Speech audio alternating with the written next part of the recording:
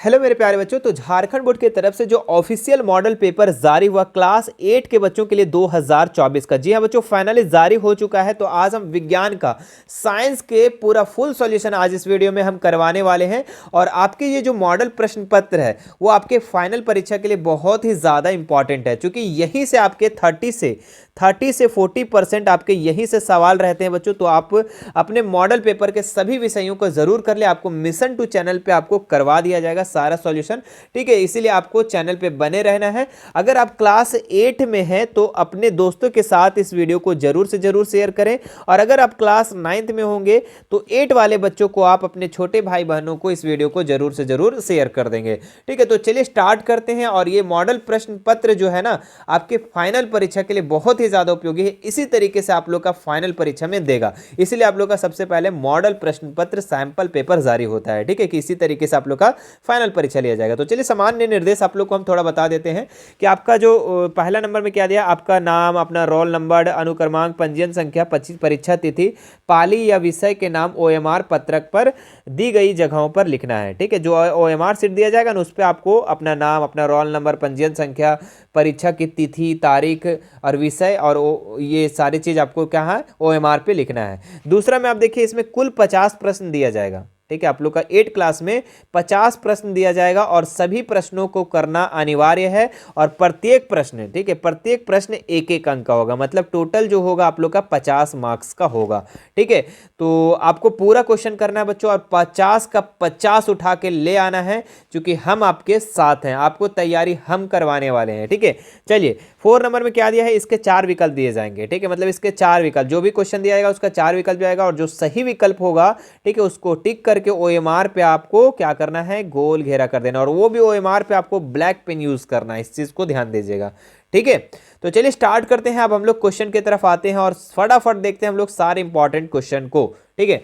पहला क्वेश्चन, कोशिकाओं का वह समूह जिसकी रचना, उद्गम तथा कार्य समान हो उसे क्या कहते हैं। तो कोशिका झिल्ली, केंद्रक, उत्तक या कोशिका जीव द्रव। तो इसका जो राइट आंसर हो जाएगा बच्चों आप लोग का उत्तक, ठीक है। कोशिकाओं का समूह जिसकी रचना और उद्गम कार्य जो है वो क्या हो, समान हो, तो उसको हम लोग उत्तक कहते हैं। क्लियर है। चलो आगे बढ़ते हैं हम लोग। एक कोशिकीय जीव कौन सा है। तो मक्खी, केंचुआ, अमीबा, तितली। तो बचपन से आप लोग पढ़ते आ रहे हो, अमीबा क्या है, एक कोशिकीय जीव है। क्या है अमीबा, एक कोशिकीय जीव है। तो ऑप्शन नंबर सी इसका बिल्कुल सही हो जाएगा बाबू। अगला सवाल देखो, सजीव के शरीर की संरचनात्मक और क्रियात्मक इकाई क्या है। तो सजीव की शरीर की संरचनात्मक और क्रियात्मक इकाई जो है वो क्या है, कोशिका यानी सेल। ऑप्शन नंबर ए इसका बिल्कुल सही हो जाएगा। आगे देखो क्या दिया हुआ, निम्न में से आधातु कौन सी है, ठीक है। तो सल्फर, कार्बन, ऑक्सीजन, इनमें सभी। तो इनमें से सभी, क्योंकि ये भी आपका आधातु है, कार्बन भी है, ऑक्सीजन भी है, तो इनमें से सभी इसका राइट आंसर हो जाएगा। चलिए अगला सवाल देखते हैं हम लोग। 5वां नंबर, निम्न में से धातुओं का उपयोग कहाँ किया जाता है। तो पटाखों में, उर्वरक में, खाना बनाने के बर्तन में, इनमें से सभी। तो धातु का प्रयोग कहाँ कहाँ होता है, खाना बनाने में भी किया जाता है, उर्वरक में भी बनाने में किया जाता है, पटाखा में, यानी इनमें से सभी इसका भी सही उत्तर हो जाएगा। अगला सवाल देखिए 6 नंबर क्या दिया हुआ है, कौन सी एकमात्र आधातु है जो विद्युत की सुचालक है, ठीक है। तो कार्बन, फास्फोरस, ग्रेफाइट, सल्फर, ठीक है। तो एक आधातु का नाम बताना है जो विद्युत का सुचालक है। तो इसमें जो ग्रेफाइट है ना, ग्रेफाइट ये आपका आधातु है, लेकिन फिर भी ये विद्युत का सुचालक है। ग्रेफाइट कहाँ होता है बच्चों, तो जो पेंसिल आप देखें, पेंसिल के अंदर जो ब्लैक ब्लैक कलर का होता है वही आपका ग्रेफाइट होता है, और वो विद्युत का सुचालक हो, मतलब कि ई साइड अगर सटाओगे तो ई साइड करंट पहुंच जाएगा, ठीक है। इसलिए कभी भी पेंसिल को अपने बोर्ड में मत डालना, वरना करंट लग सकता है आपको। अगला सवाल देखते हैं हम लोग, क्या है 7 नंबर, सूक्ष्म जीव की वृद्धि को रोकने के लिए किसका उपयोग किया जाता है, ठीक है। नमक का, खाद्य तेल, चीनी या इनमें से सभी, ठीक है। तो सूक्ष्म जीव की वृद्धि को रोकने के लिए चीनी का उपयोग भी करते हैं, खाद्य तेल का भी, नमक भी। तो इसमें से सभी इसका बिल्कुल सही हो जाएगा, डी नंबर ऑप्शन। अगला सवाल देखिए, लिग्यूम पौधे की जड़ों में कौन सा जीवाणु उपस्थित होता है, ठीक है। तो राइजोबियम, पेनिसिलियम, राइजोपस या फिर स्पाइरोगाइरा, ठीक है। तो इसका जो राइट आंसर हो जाएगा आप लोग का राइजोबियम, ठीक है। ल्यूमस पौधे की जड़ों में कौन सा जीवाणु उपस्थित होता है, राइजोबियम होता है मेरे प्यारे बच्चों। अगला सवाल देखते हैं, भिंडी की पीत किस सूक्ष्म जीव से होता है। जीवाणु, कवक, शैवाल, विषाणु, ठीक है। तो इसका जो राइट आंसर हो जाएगा विषाणु, ऑप्शन नंबर डी। चलिए अगला देखते हैं बच्चों। ठीक है, वीडियो अच्छा लग रहा है तो वीडियो को जल्दी से लाइक कर देंगे आप लोग। ठीक है, अगला सवाल देखते हैं फटाफट। क्या है? विद्युत द्वारा किसी पदार्थ पर किसी वांछित धातुओं को निक्षेपित करने की प्रक्रिया क्या कहलाती है? विद्युत धारा, विद्युत अपघटन, विद्युत लेपन या फिर चालकता।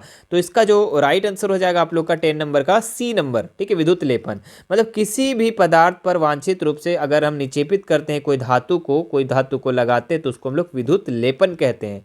अगला सवाल देखिए 11 नंबर क्या दिया हुआ है? कौन सा घोल विद्युत का कुचालक होता है?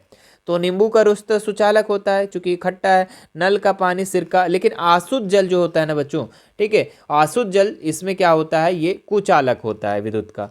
अगला सवाल देखो 12 नंबर क्या है? विद्युत अपघटन का क्या उपयोग है?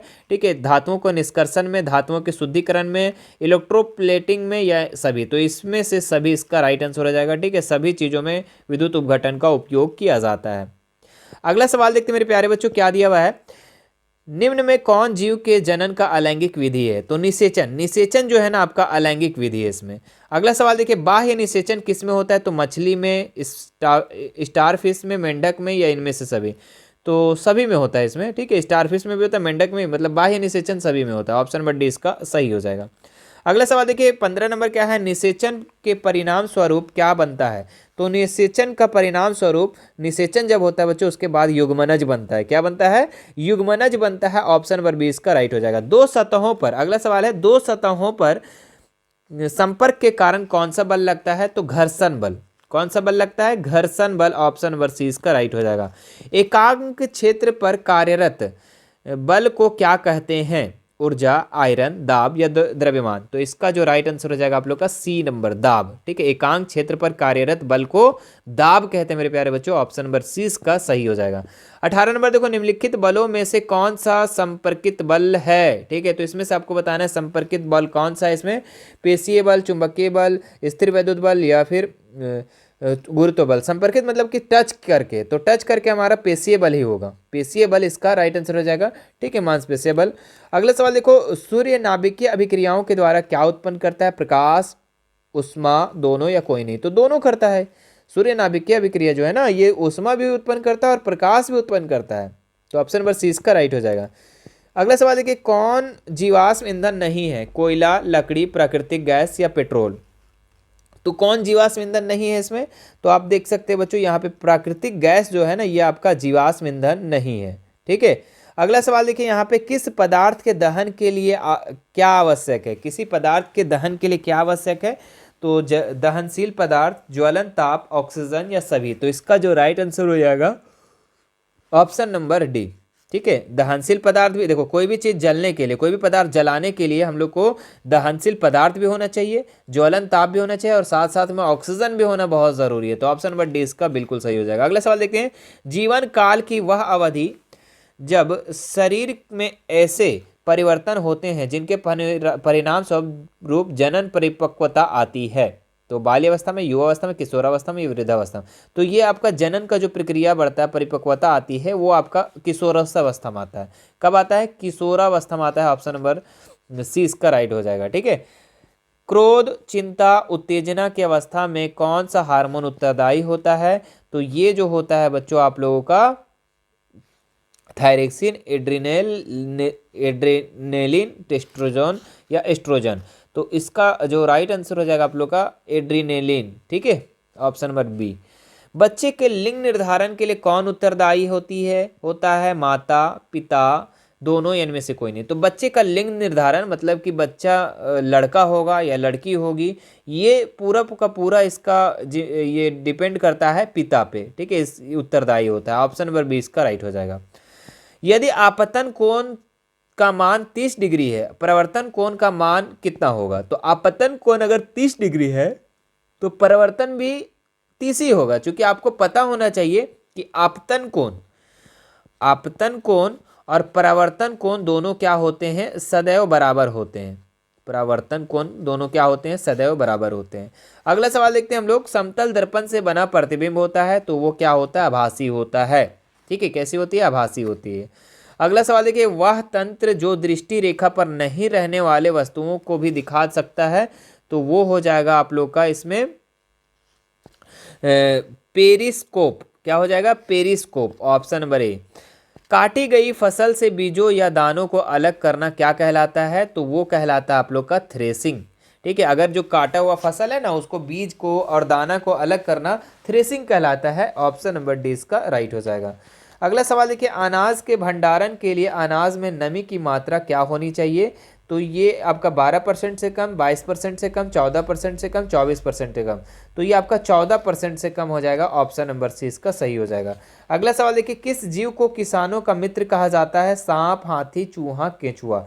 तो किस जीव को किसानों का मित्र कहा जाता है? किसानों का दोस्त कहा जाता है, फ्रेंड कहा जाता है, जिगरी कहा जाता है। तो केचुआ को जो है ना किसानों का दोस्त कहा जाता है, मित्र कहा जाता है। क्यों? क्योंकि ये केचुआ जो है ना ये हमारी भूमि को उर्वरकता बढ़ाती है ना किसानों के। अगला सवाल देखते हैं हम लोग, सूर्य की सबसे ऊपरी सतह का तापमान कितना होता है? 500 डिग्री सेल्सियस, 5000 से डिग्री सेल्सियस, 6000 या 15000 या 25000। तो इसका जो राइट आंसर हो जाएगा आप लोगों का 6000 डिग्री सेल्सियस।